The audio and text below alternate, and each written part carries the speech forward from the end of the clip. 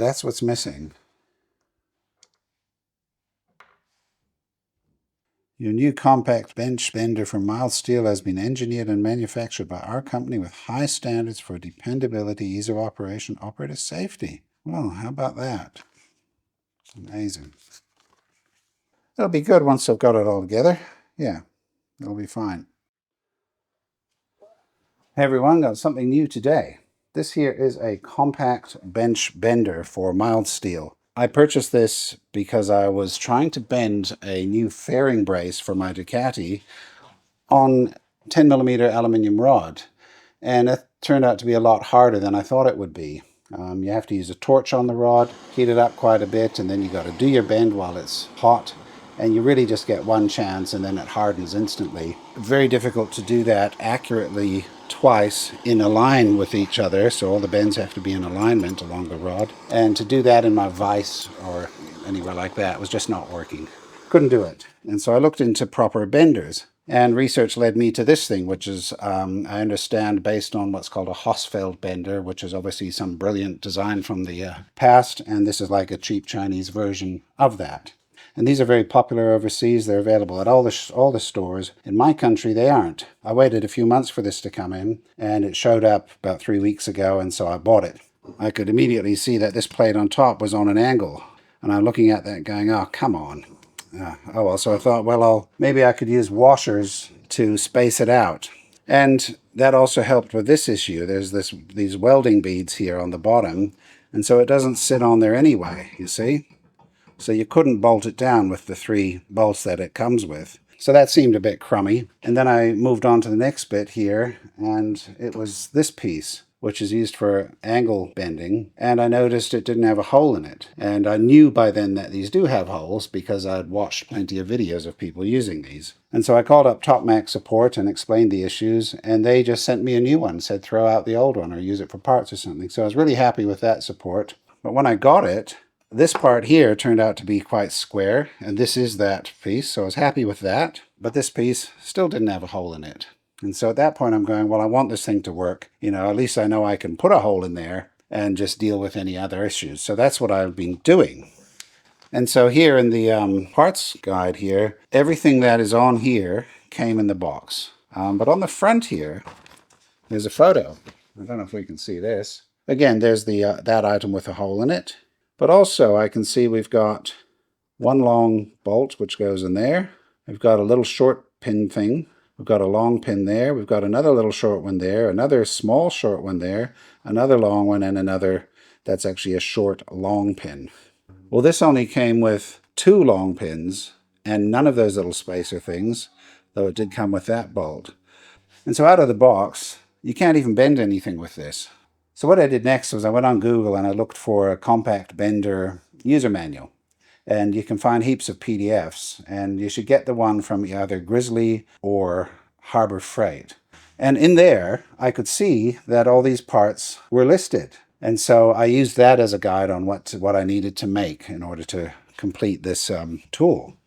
And so what I'm going to do now is put this all together, mount it on the bench. I'll show you all the bits that were missing and so on and comment on that. I will try and do a bend. We may as well give that a shot. And then if you hang around past that, if you like to see the kind of machining clips and a bit of music like I usually do, you can watch all that then. But all the main content is in this first bit. All right, let's get on with it.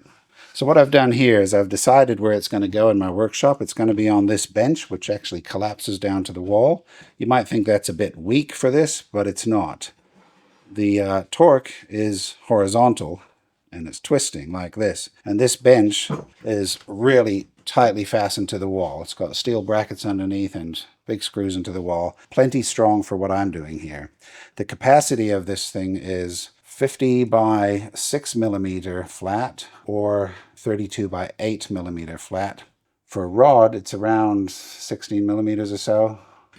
And so with that in mind, I put these inserts from underneath in the table here. They're called brad holes or something.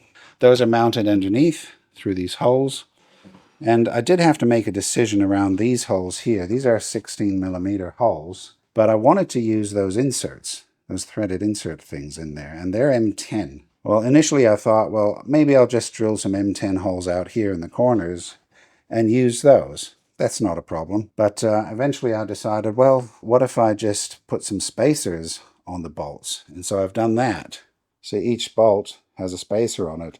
And the point of them being short is that I don't have to spend all day screwing and unscrewing them. I had to be quite precise with the holes. And the point of the spacers is so that it's not, moving this way on the bolts. They don't even have to be tightened down. I can just do it like that, and there is no movement in that. It's not going to move.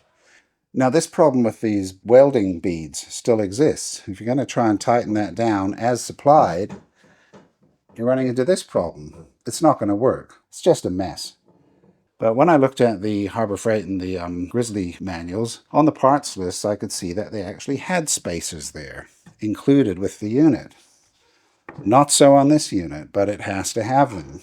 Not only do they clear these beads here, they actually serve another purpose, and so I'll tell you that in a moment. But I made 3 spacers out of steel here, and I made them 8 millimeters thick, and they're going to sit like that. So now this can be mounted. Now at the rear goes this bolt, and then it's supplied with a washer, a lock washer, and a large nut. So that's going to go there. Now there's quite a bit of space between this and the base, and that's how it's meant to be. And up here we have these.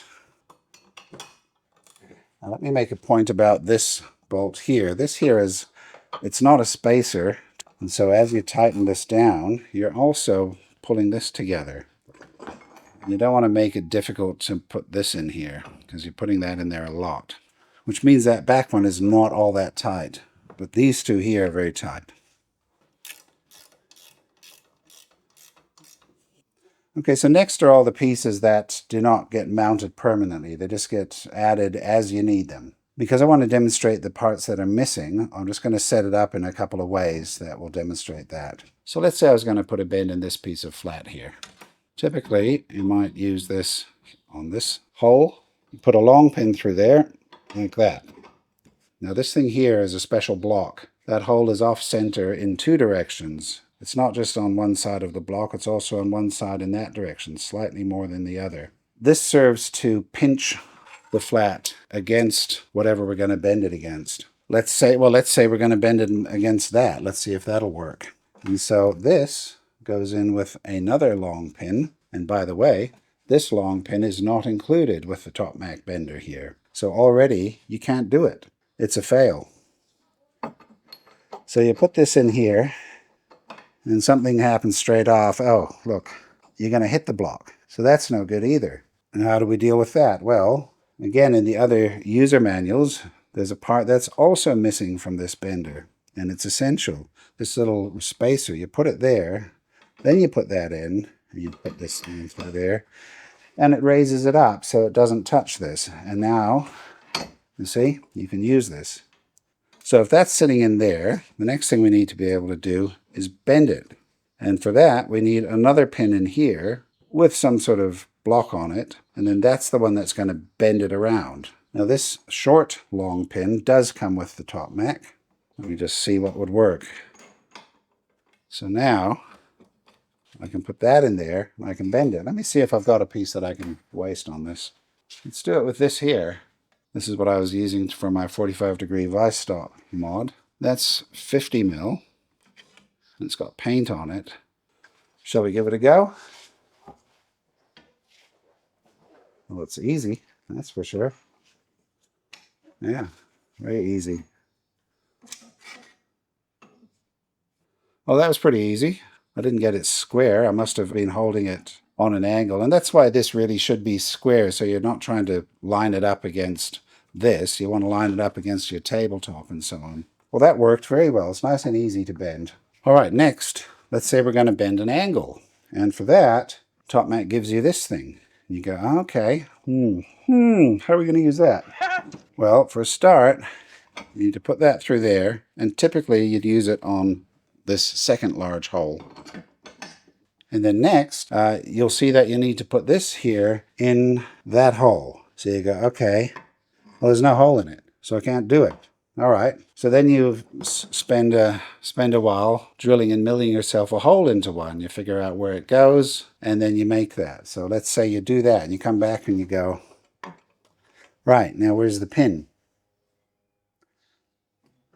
There's this pin. This is the other pin that comes with it. Only 2 pins come with the TopmaQ one. So you put that through, and you go, well, that doesn't even go through. It's too short. That's because that's not for this. This is actually for this. And you need this to complete the bending anyway. Well, there is no other pin. It's not there, and it's not on the parts list. So it's a complete fail. So let's say you've had 2 of these units because they sent you a second one because the first one was faulty, and you have therefore got a second long pin. You can put that on there, put it through. Hurrah! We're most of the way there. Hang on. Hang on, what's going on here? It's in the way. Well, you look closely at the other manuals and you see there's a little spacer. And that's what these are for. And in fact, in the photo in this manual, as I pointed out earlier, there's a spacer and there is a second long pin. You see 1 long pin, 2 long pins, and then the 1 short pin. So what you do with that, same as with that little block, you put it in there. You got to cut your hole in the right place so that this sits there, and now it works. It misses there. That's all in the right place. So none of this is possible with the bender as it comes out of the box.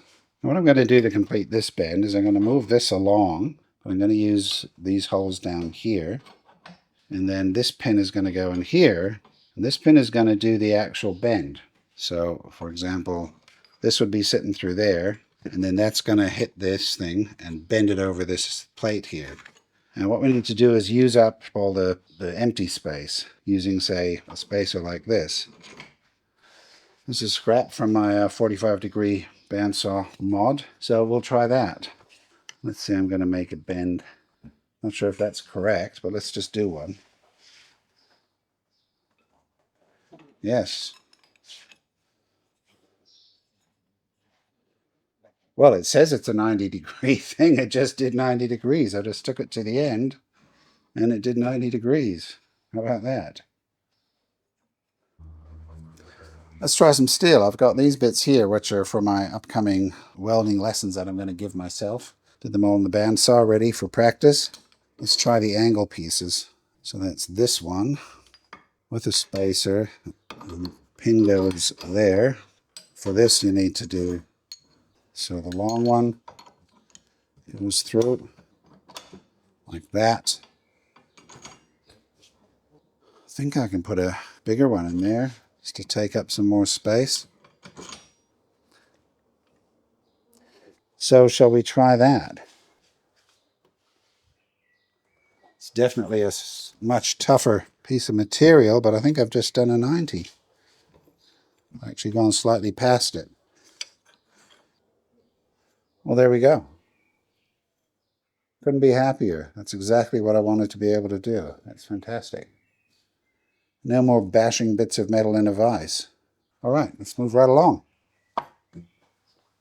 Now, just before I go, I thought I should try putting another bend or 2 into this. Yeah, I'm not quite sure how this is going to work, but I'll just try a larger one in the middle. And then we're going to use the little spacer thing somewhere over here. I'm not sure where. About there. We're going to use the square block and a long pin. So I'm putting this here in such a way that it's going to pinch this workpiece against the roller as it tries to pull it through. Oh, I should point out that everything you can do on this device in this direction, you can mirror it or reverse it and do the same in the other direction. So I'm assuming that if I can't do something this way, I can probably just flip it all over and do it the other way. Or in the worst case, I would take this off, rotate it 90 degrees and put it back on again. And now I need whatever piece is going to work here.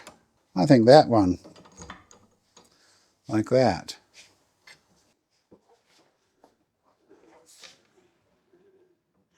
Yeah, that's a very, that's a large radius bend. That's why I put that wheel in there.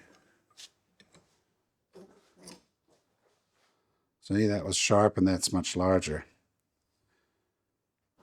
Let's do a sharp one down here. So let's say about there. And again, I can line this up to this unit, which is nice. You can't do that in a vise. It's too hard. Yeah, see, that's not moving. That block is holding it.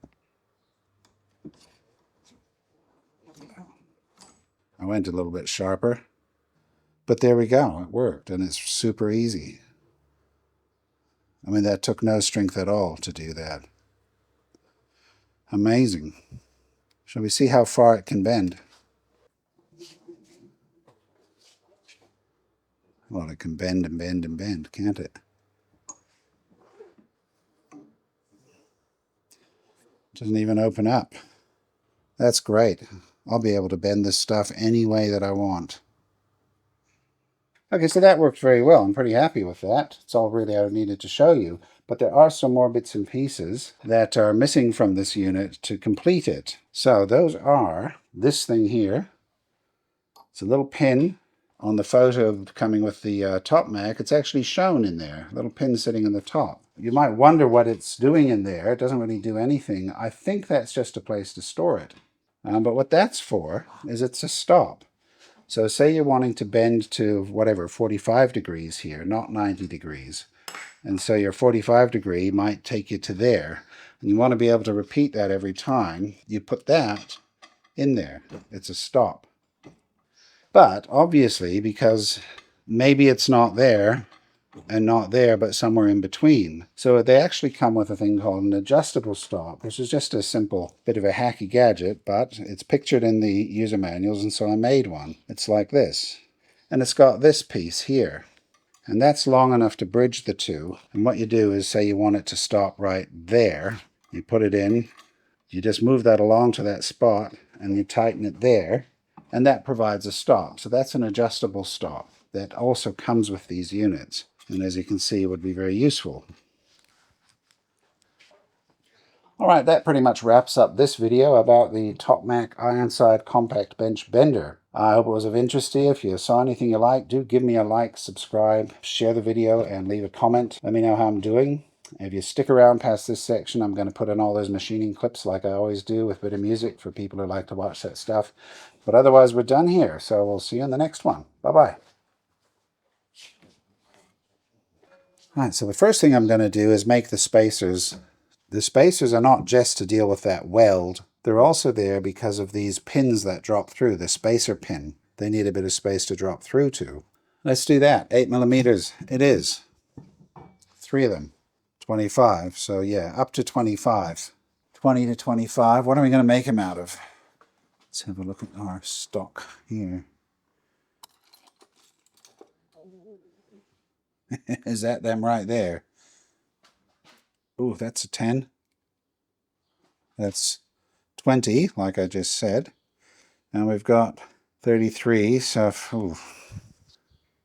I could put this in the chuck there on that surface there, on that edge. It's not a big edge, but that would work. Let's try that. Let's see if we can use this. I could stick it in the forejaw and go for those edges, but I cannot be bothered trying to do that. Look at all that brass. Imagine if that was gold, Adam. Here we go.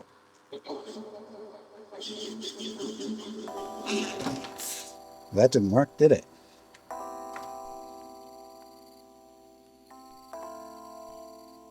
I'm in the ballpark there. Boy, am I in the ballpark. Bloody hell. Well, that was very good. Oh, beautiful. Just we'll have to break that little piece off.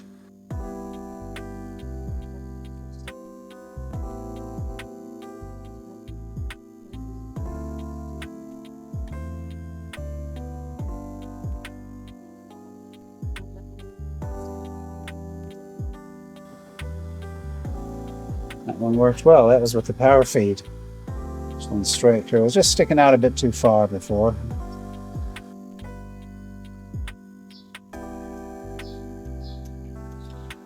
Move it along. 8. Loving the DRO. God, it makes things easier.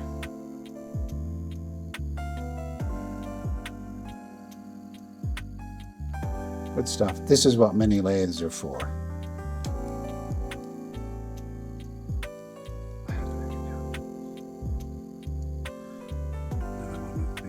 Hanging off it.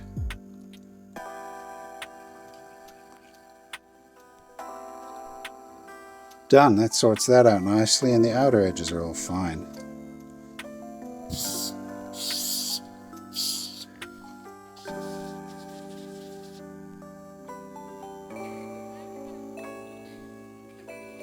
Good. 3 M10 spacers.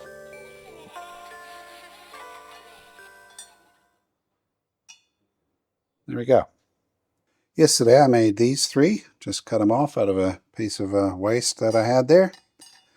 That was great. I'm going to put those through here, the bluing stuff, but I'll wait to see what else I make, because I'll probably do that with everything. This is that metal I used in that that video about finish. Someone pointed out I should try fresh metal, because this was sort of junkyard metal. And I did that, and I got cleaner cuts with the inserts. I don't know, let's take about that.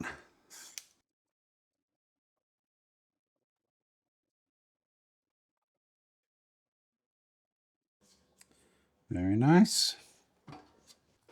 Now I was going to blow my other one out while I've got it off the lathe. It looks like that. No, it's not looking bad. Expected it to be more full of stuff considering how much I blow into it.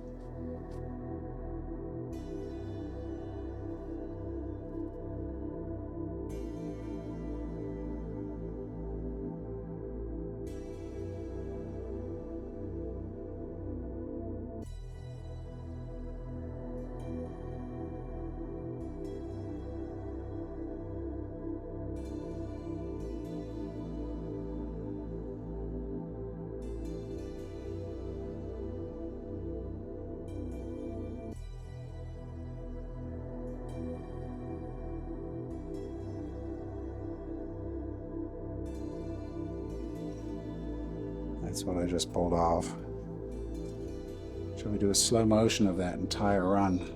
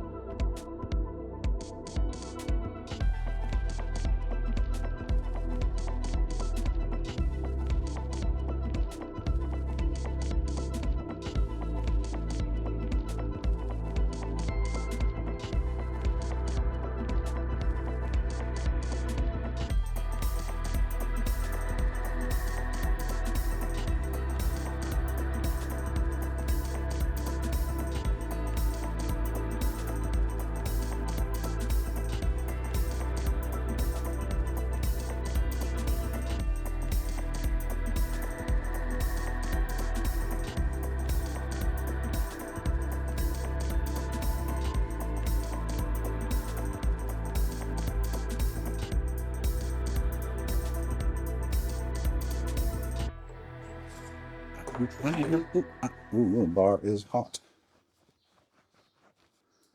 There we go. It's a nice little rod.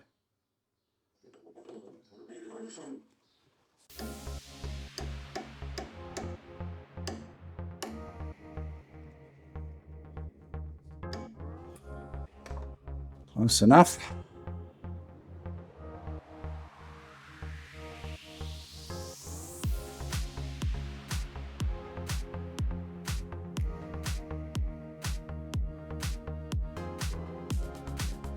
Do it.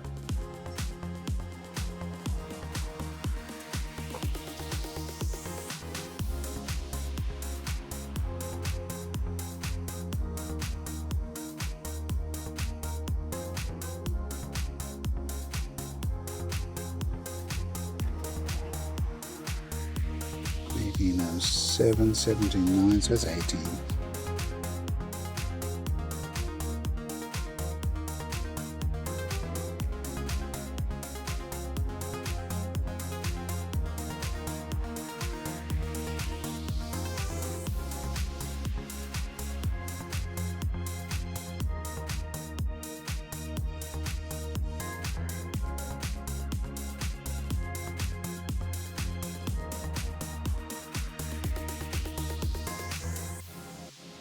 Yeah.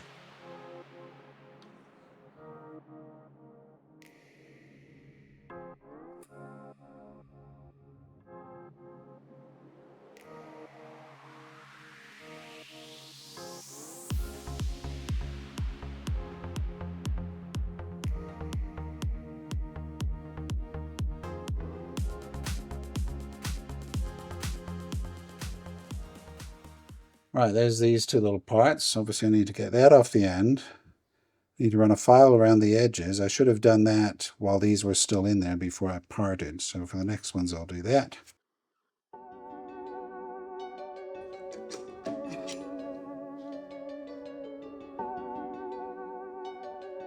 Good enough.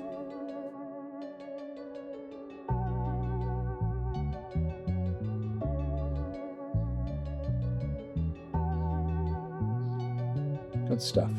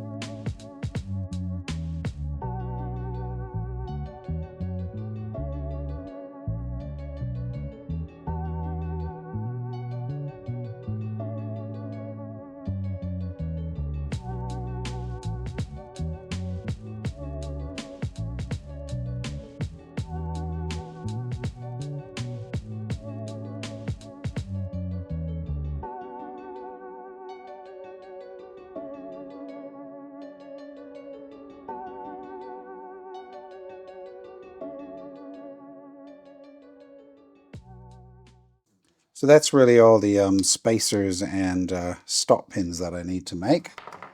The next thing is drilling the hole in here. Now I spent some time last night looking at videos and documents and PDFs trying to figure out exactly where this hole goes. It pretty much goes right down the middle of this piece in there and close-ish to that end. You're supposed to put that in there, and then this gets the pin through it here into that hole. And in all photos and videos, it's about there. Now I think it's meant to go parallel along here to this edge, but some of these units are not cut like this. They actually are tapered outwards quite a lot. But when I have that about there, and I have it pretty much parallel, the hole pretty much ends up in the right place. And there's a gap down here to that pin of about, so that's 10 millimeter gap. And that seems about right. I'm going to cut it more like in the pictures here, a little bit closer to the top edge. More like that. It's so crooked. It's crazy. It's actually not going to hold. I think I'm going to use a V-block on this one. Well, that's better. In fact, that's pretty good.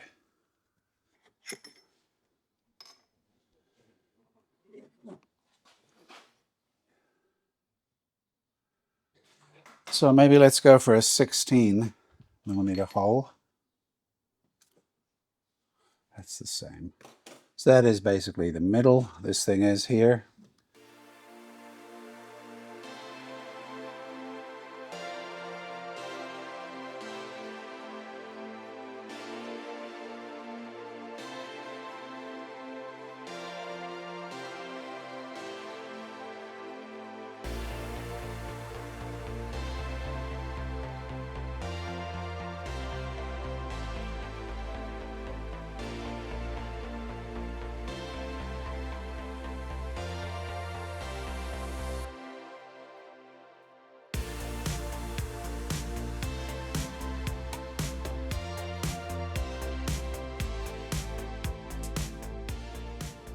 Now I really wrecked one of these.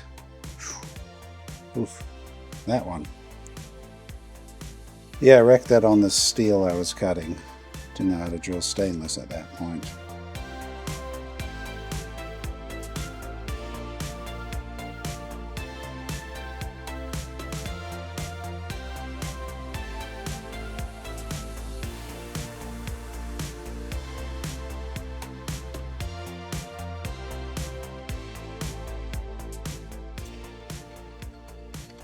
Yeah, plenty of room. About that. That's sort of what I expected. A piece of aluminium like that would actually be fine. And I guess the easiest way is to get a short strip the right length, put a slot in it, and then round the corners by hand. Let's just do something like that. I think I need a vise jaw saver for this.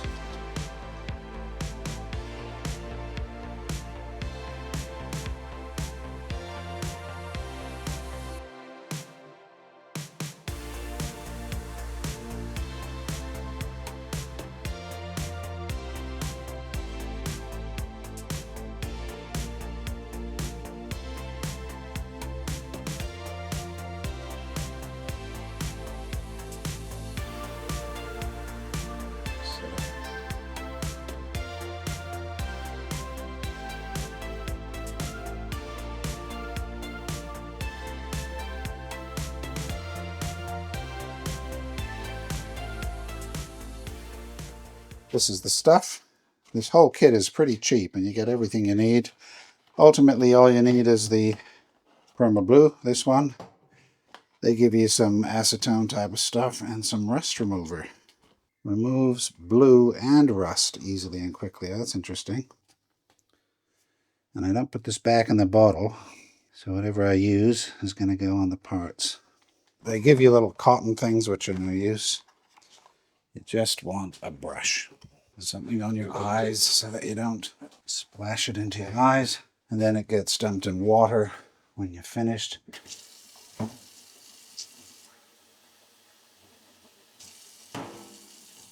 They say to only do this for 60 seconds max, but I just do it until it's well and truly done. I'm just going to dump it in and start rolling it around and brushing it. I think that's the best way to do it, because it happens very quickly. See, that quickly. Very quickly.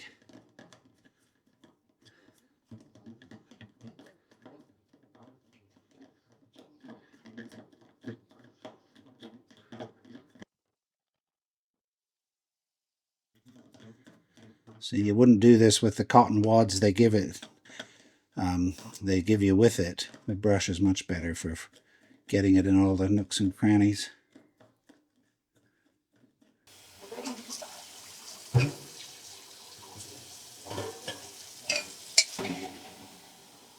Nice. Very black. Alright, the last part of this process is we're going to oil these up. I need to do something with that little hole.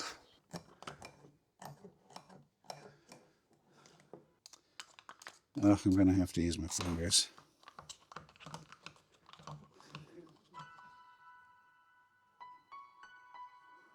Beautiful. Very nice.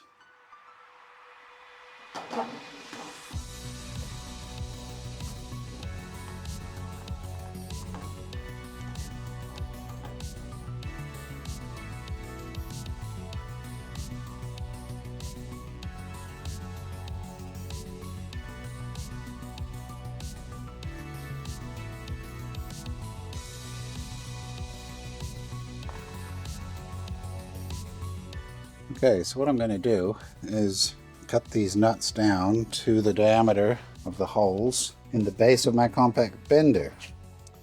See, I can tighten that up real tight now.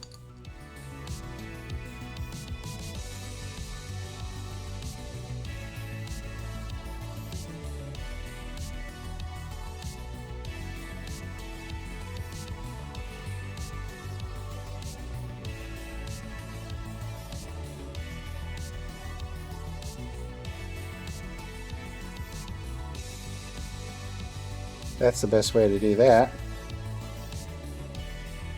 Real nice. Real nice.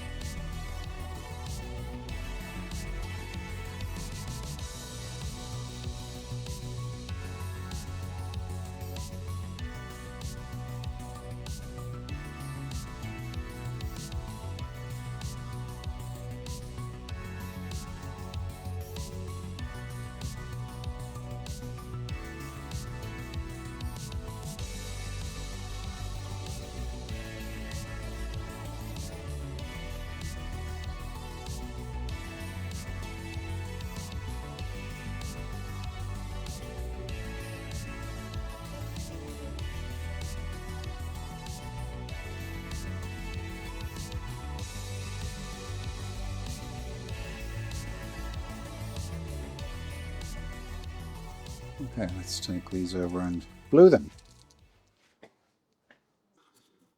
The gold is turning black. Look at that. I would expect that. And the water, the liquid's turning black. There we go, the threads are completely black.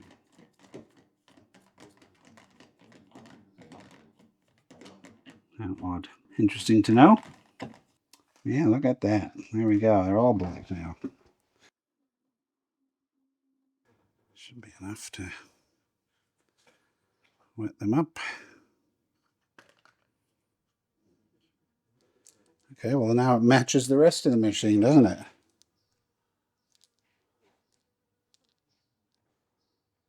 Yeah, that's pretty fun.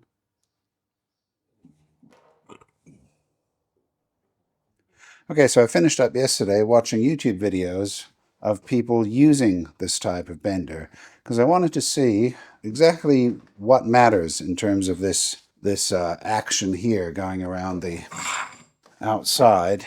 How far do you typically need to go? And more often than not, people were actually using this action here. And so some of them had mounted it like this on a bench and didn't complain and didn't seem worried about the amount of space they had. They would use it like this without this rod. And if you really need to get stuck into it, that doesn't happen usually until you're around this area. And then you can put this in or pull it out and get that extra leverage.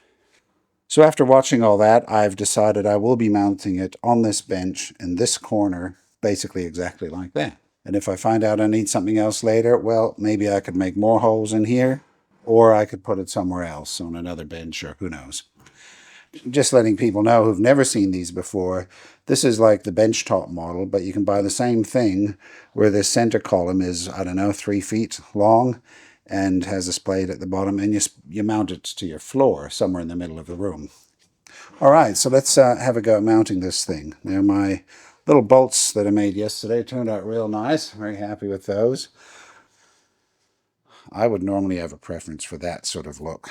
Let's do that. I like that. What I'm doing with this is I'm folding the split end bits on the other side into the hole and then running this up to cut them off. It barely gets a thread in there. I don't think I've got a spade that's big enough to recess the base things, do I? Oh gosh, I've got quite big ones. That would do it, 30, 38. Well, I could recess those on the other side. Okay.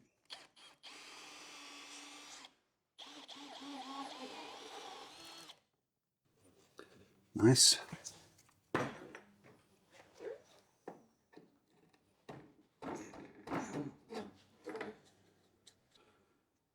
Now, I couldn't get the small holes square.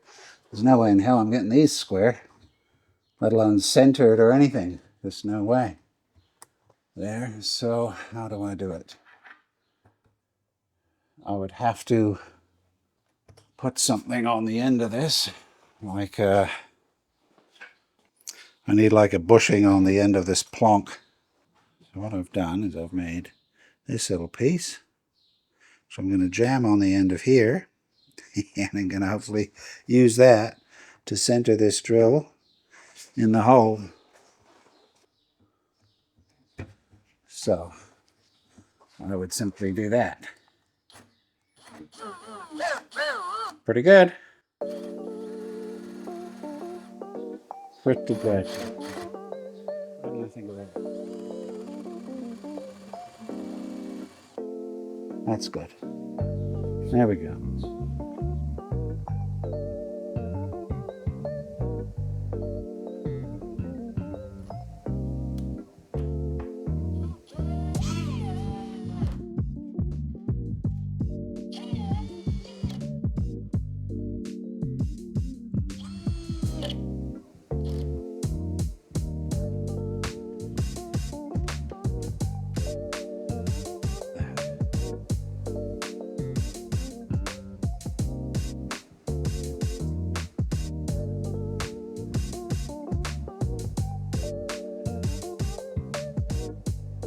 Pretty all four.